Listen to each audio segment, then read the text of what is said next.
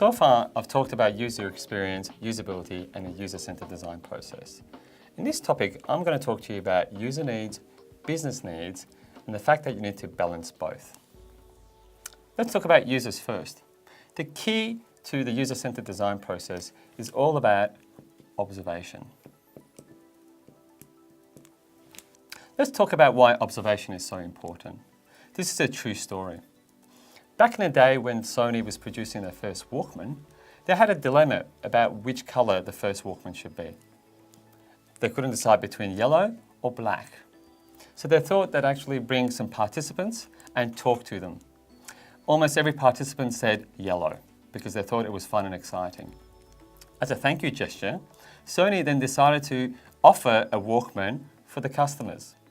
At the end of the exit, they had a bag with yellow Walkmans and a bag with black Walkmans. Everybody but one participant took the black Walkman home.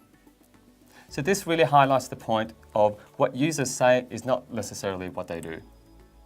We've talked about user needs. Let's not forget about the business needs. In order to follow a consistent and successful user experience and user-centered design process, we need to understand what it is that the business wants to achieve. Do they want to generate revenue? Are they there to engage their customers? Are they there for political reasons? Or is it simply about providing a service to the end users? A good user experience essentially balances the needs of both the business and the users to provide the best outcome. Now I'm going to talk to you about a real story, a real project that I worked on where there was a big conflict between user needs and business needs. The project was all about designing a new tourism website. The tourism website was owned by the marketing department. Now, from the user's perspective, that website was all there for them to be able to look at offers, look at places to go and visit, and accommodations where they could stay. So the users had clear tasks they wanted to perform. However, from the marketing perspective, they pretty much wanted to highlight all the visual elements and the marketing material just to highlight the sort of work they were doing. Now, there's a big conflict here. The user doesn't care about the marketing information. They just want to complete their tasks. Whereas for the marketing department, it was all about highlighting their glory. So how did I go about resolving that?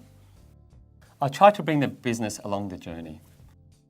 I tried to highlight what the user's tasks were and give an idea of what they wanted to achieve on the website.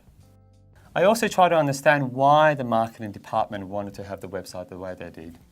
Maybe there was a reason that I wasn't familiar with or didn't understand. End of the day, the conflict was resolved by me bowing down. And that's actually okay. The whole idea is that you can't ignore what the business wants, even though you're putting the user in the center of the process. I now hope you have a really good understanding of why it's important to understand users' needs and the business needs, and the fact that you sometimes need to balance both. In the next topic, I'm going to talk about user experience and some other disciplines.